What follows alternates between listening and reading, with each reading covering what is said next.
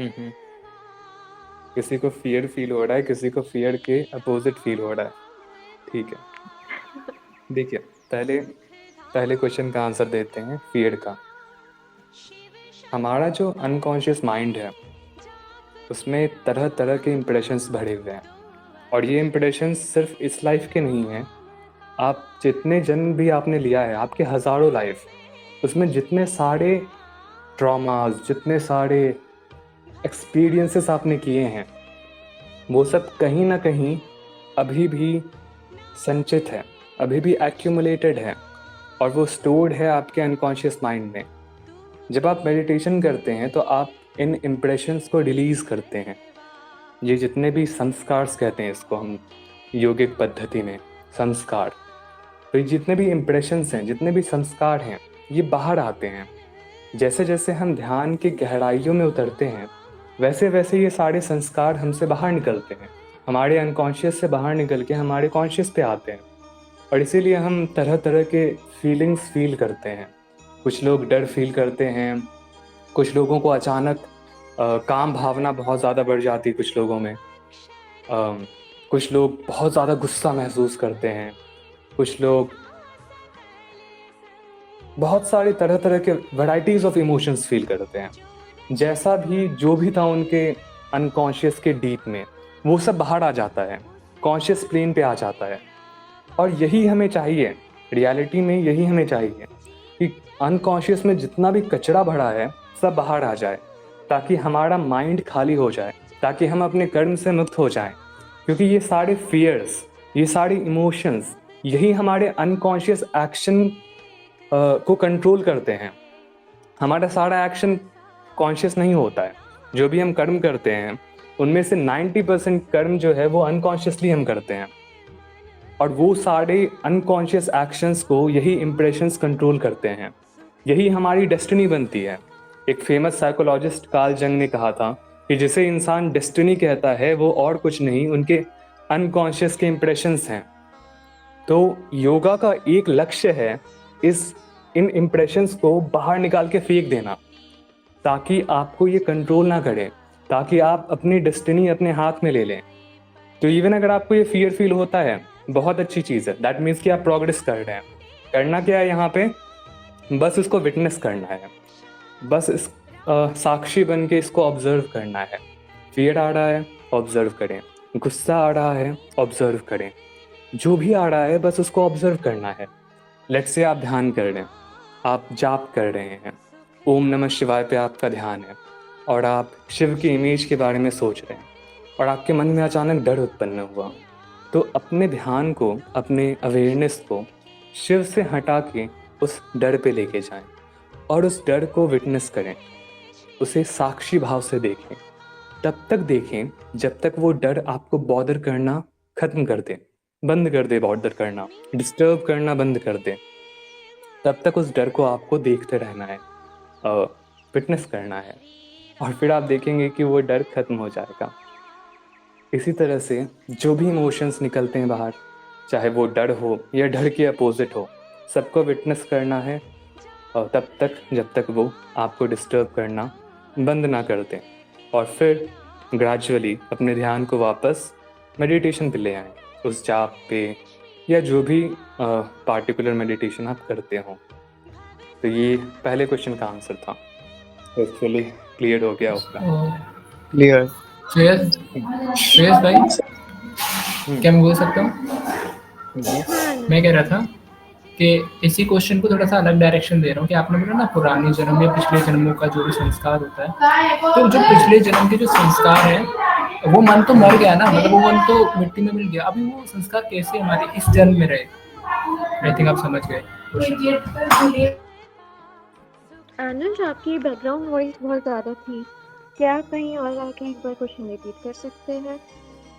और अनुज बोल रहा था कि पिछले जन्म में जो बॉडी थी या फिर मन था वो मर गया है, तो फिर वो जो इम्प्रेशंस है, मतलब फियर्स, ट्रॉमा, वो सारे अगले जन्म में कैसे ट्रांसफर हो रहे हैं?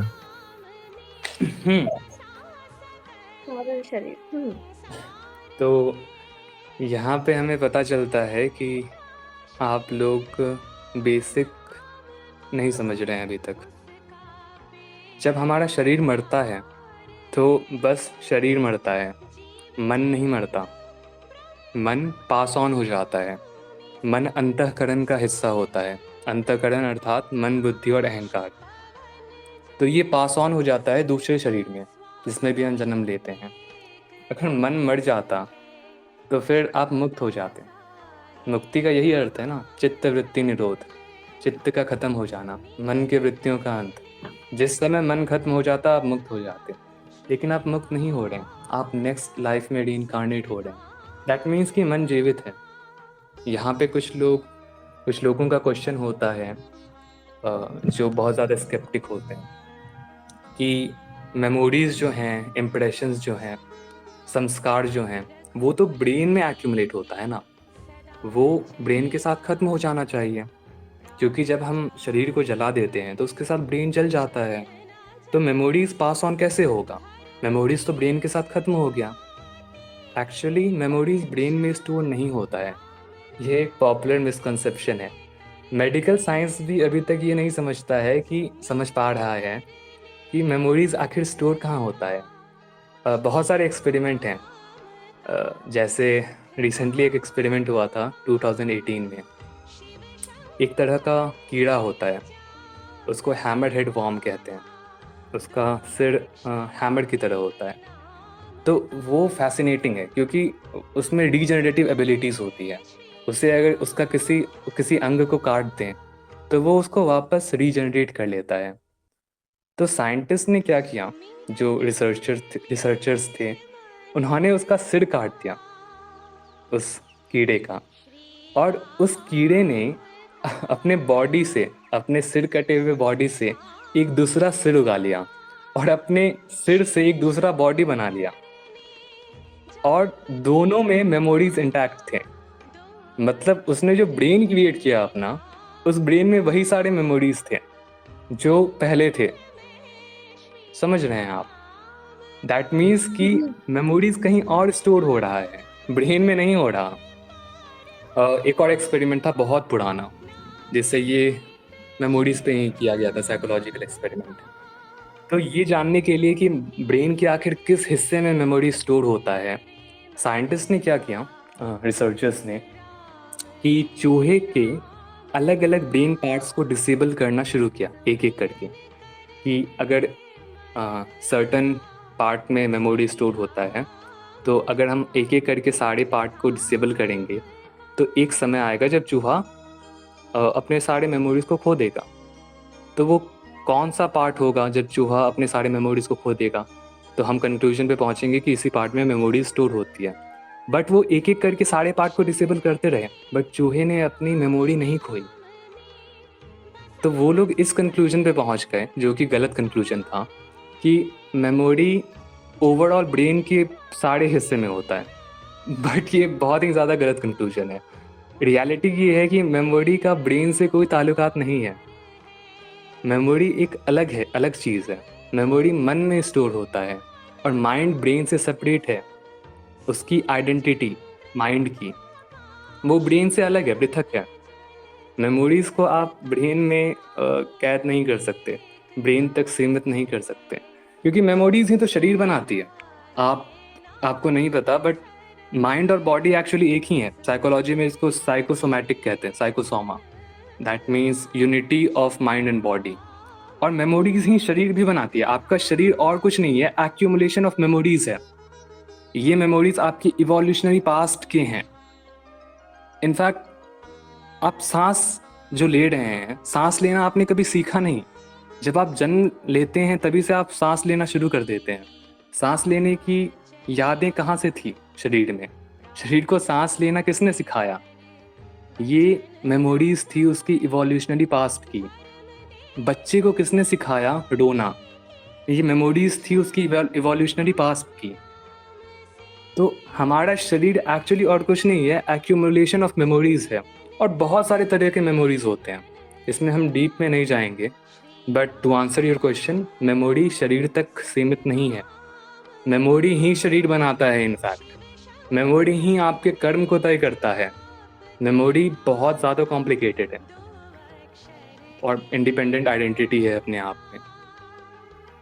सुरेश, इसमें हम कारण शरीर, आप जो भी बता रहे हैं दैट इज कारण शरीर only, but in a word हम इसको कंक्लूड कर सकते हैं दैट इट इज कारण शरीर दैट गोज विद द आत्मा व्हेन इट हाँ, टेक्स मैं फर्दर हीलिंग। यहाँ पे कोशिश कर रहा हूँ कि संस्कृत टर्मिनोलॉजी को जितना कम यूज़ करें उतना बेटर उतना है, अच्छा ताकि होगा। लोग कंफ्यूज ना हो। ठीक है, तो वैसे मैं ये भी कंक्लूड कर रही हूँ कि हमारे मित्रों को बेसिक्स नहीं पता, तो हमें शायद उनके ऊपर भी थोड़ा हाँ डिस्कशन करना पड़ेगा। हाँ। ठीक है, तो नेक्स्ट क्वेश्चन है आपका मिस्टर स्पैरो का। तो हम्म। आप वीसी पे पूछ सकते हैं mister Sparrow, you can speak if you want. Good morning Suresh ji, Sujata. Hmm. मेरा ये क्वेश्चन था कि आपसे मैं गुरु दीक्षा कैसे ले सकता हम्म। देखिए, दीक्षा एक बहुत बड़ी चीज़ है। दीक्षा लेना या देना ऐसे नहीं होता है जितना सिंपल आजकल के मॉडर्न गुरुज इसको बना देते हैं।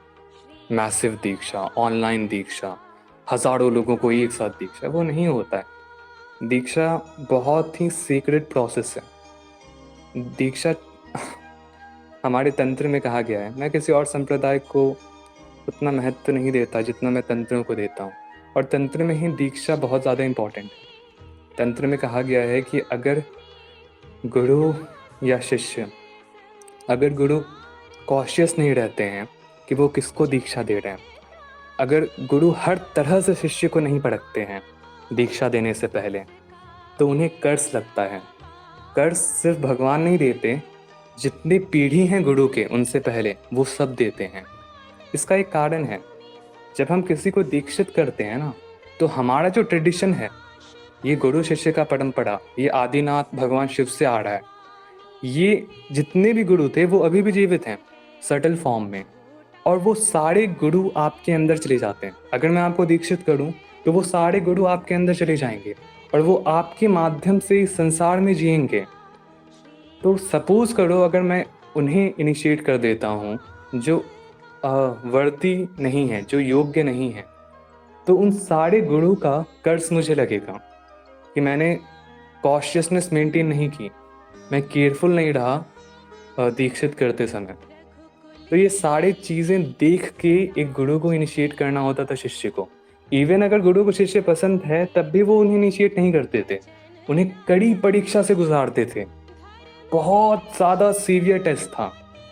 इनफैक्ट तंत्र में ऐसी ही हिस्ट्री है तंत्र की कि जब भगवान श्रीकंठ महादेव ने दुर्वासा ऋषि को इनिशिएट किया, दीक्षित किया, तो उन्हें कहा भगवान शिव ने कि तुम एक लायक शिष्य को खोजो और फिर उसे दीक्षित करो, और ऐसे तंत्र परंपरा चलते रहनी चाहिए। तो दुर्वासा ऋषि ने उस समय वो पूरे संसार में भटके एक लायक इंसान की खोज में कि किसे इनिशिएट करें, और कोई नहीं मिला उन्हें। कोई ब्राह्मण, कोई साधक, योगी, साधु, संत, कोई नहीं था वो लायक। तो उन्होंने मानस पुत्र की क्रिएशन किया। उन्होंने एक मानस पुत्र को जन्म दिया, त्रयंबक नाथ। फिर उनको उन्होंने इनिशिएट किया क्योंकि उन्हें कोई नहीं मिला उस लायक। त्रयंबक नाथ ने भी फिर खोजा पूरी दुनिया में कि कोई मिले जिस ऐसा लायक इंसान जिसको इनिशिएट किया जा सके, उन्हें भी कोई नहीं मिला। फिर उन्होंने अपने मानस पुत्र को जन्म दिया। ऐसा 14 सिद्ध तक चलते रहा।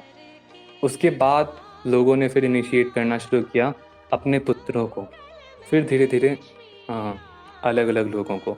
बट यहाँ मैं कहना चाह रहा हूँ कि ये बहुत ही सीक्रेट प्रोसेस है और योग्यता पाना बहुत मुश्किल है। आजकल के सो कॉल्ड मॉडर्न गुरुज इसको जितना आसानी से दिखा देते हैं, वो है ही नहीं दीक्षा। किसी को कह देना कि तुम दीक्षित हो, हज़ारों लोगों को एक साथ दीक्षा दे देना, ऑनलाइन दीक्षा दे देना, ये सब दीक्षा नहीं है, ये सब बिजनेस है, धंधा है। दीक्षा बहुत ही ज़्यादा सीक्रेट प्रोसेस है। यही गुरु 3 या 4 को ही दीक्षा देते थे, मैक्सिमम दर्जन भर, क्योंकि वो बहुत ज़्यादा सीक्रेट था।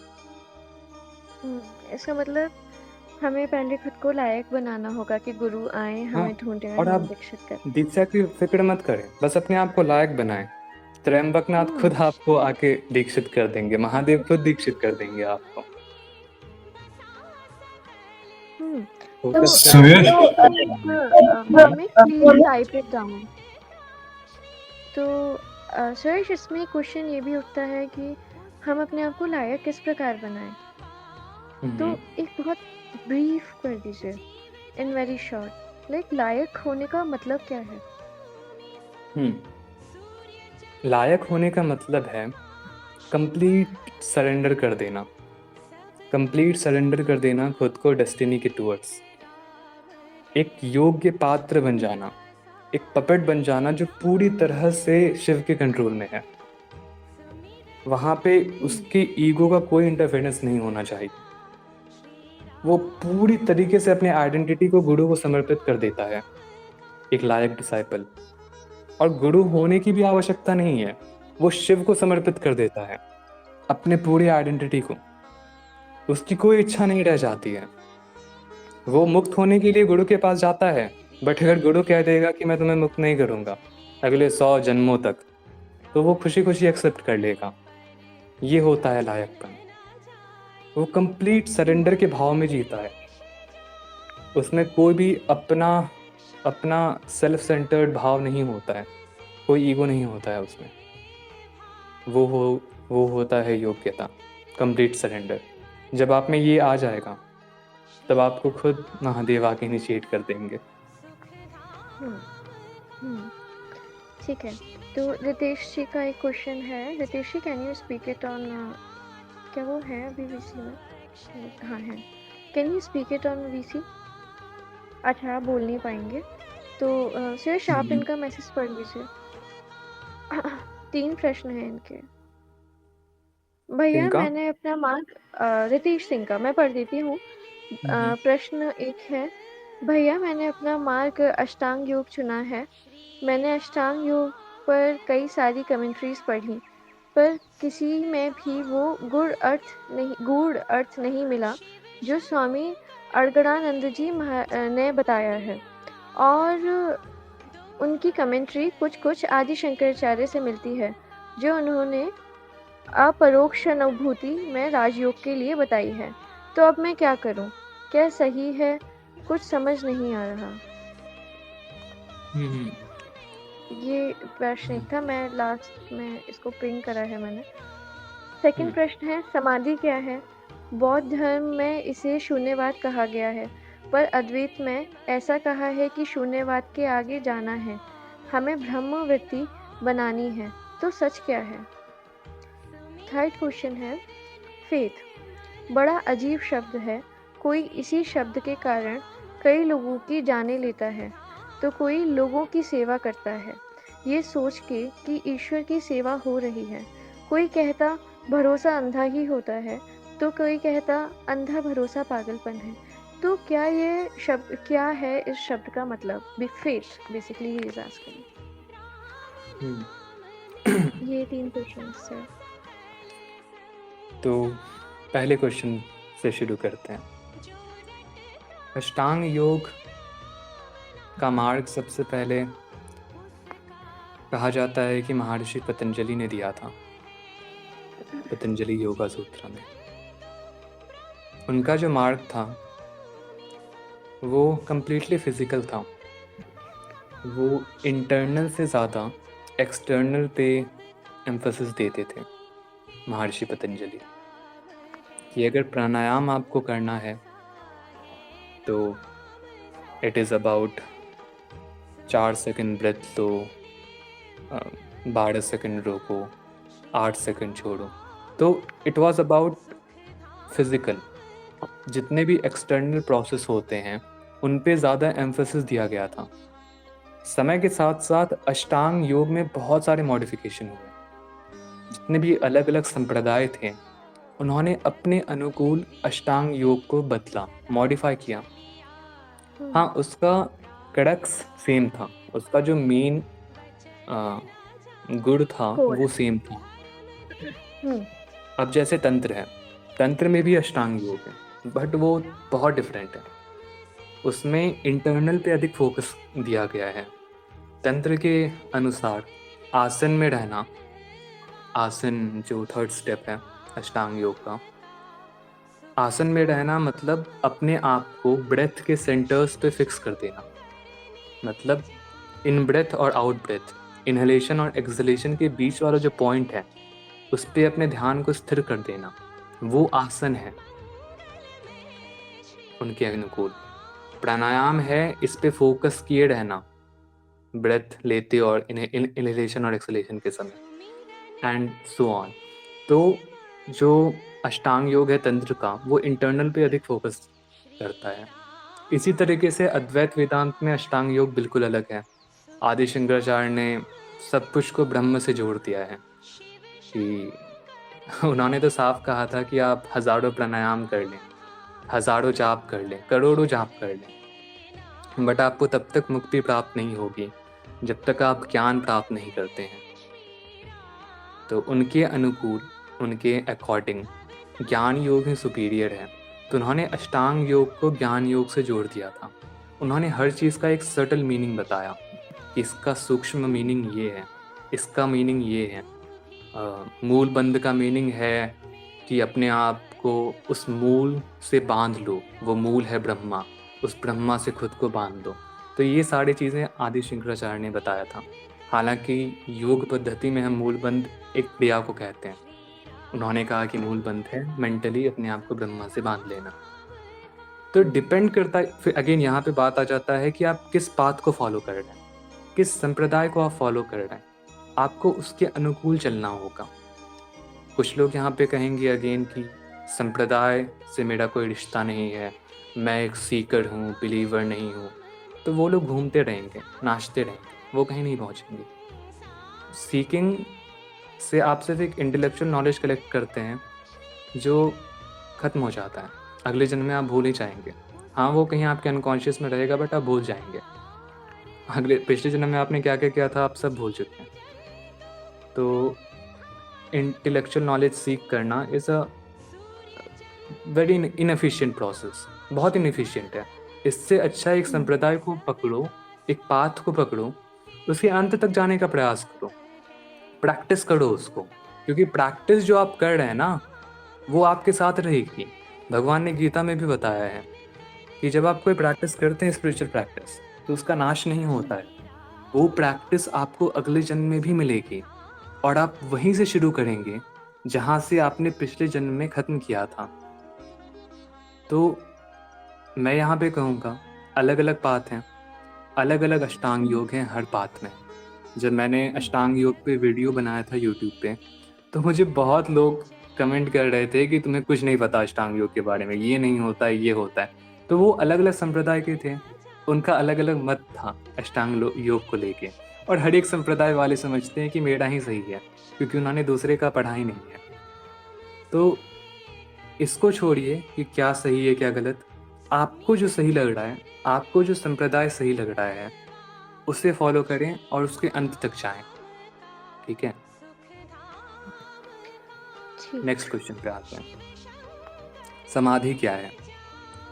बौद्ध धर्म में इसे शून्यवाद कहा गया है, पर अद्वैत में ऐसा कहा गया है कि शून्य के आगे जाना। देखिए, ऐसा नहीं है कि बुद्ध एनलाइटन नहीं थे, बुद्ध का नाम ही था एनलाइटन वन, मतलब एनलाइटन को हिंदी में बुद्ध ही कहते हैं। तो ऑफ कोर्स जो बुद्ध ने सिखाया वो भी सच है, आदि शंकराचार्य ने जो सिखाया वो भी सच है, बट दोनों के वर्डिंग्स में डिफरेंस था, और इसका एक रीज़न है, बहुत इंपॉर्टेंट रीज़न है। उस समय हिंदू धर्म ख़त्म हो गया था, विनाश के कगार पे था, क्योंकि बौद्ध धर्म में लोग कन्वर्ट हो रहे थे और बौद्ध धर्म भी करप्ट हो चुका था। जो उनका शून्यवाद था वो रियलिटी से हट चुके थे। बौद्ध के अनुयायी वो उन्होंने मास्टर कर लिया था आसन में बैठे बैठे डीप स्लीप में चले जाना। उन्होंने इस एबिलिटी को पा लिया था, गेन कर लिया था, और वो डीप स्लीप में चले जाते थे, सुषुप्ति में बैठे बैठे, और उन्हें लगता था कि वो परम तत्व को पा चुके हैं, अनात्मा को पा चुके हैं। उन्हें लगता था कि मैं संसार से परे हूँ, मेरी रियलिटी ब्रह्मांड नहीं है, शरीर नहीं है। रियलिटी उनकी यही थी कि वो सो रहे थे लेकिन बैठे बैठे। तो इसको उन्होंने शून्य मान लिया बुद्धिस्ट ने, कुछ कुछ बौद्ध धर्म के अनुयायी। हर एक की बात नहीं कर रहा, कुछ कुछ ने। इसीलिए आदि शंकराचार्य और अभिनव गुप्ता ने कहा कि शून्य के आगे जाना है, बट रियलिटी शून्य ही है। शिव ने विज्ञान भैरव तंत्र में भी रियलिटी को शून्य कहा है। रियलिटी शून्य है, नो डाउट, बट उस शून्य में चेतना है। एक्चुअली शून्य कुछ है ही नहीं, शून्य जैसा कुछ एग्जिस्ट नहीं करता, चेतना ही है जो फंडामेंटल है। शून्य जैसा कुछ भी नहीं है। जब आप सब कुछ को खत्म कर देते हैं, जब आप मैटर को कन्वर्ट कर देते हैं एनर्जी को, और एनर्जी को भी अपने मोस्ट सटल फॉर्म में लेके चले जाते हैं, तो सिर्फ चेतना बचता है। चेतना को आप खत्म नहीं कर सकते। तो शिव ने, हाँ, महात्मा बुद्ध ने जिसको शून्य कहा, वही है आदि शंकराचार्य के लैंग्वेज में चिदानंद या ब्रह्मवृत्ति।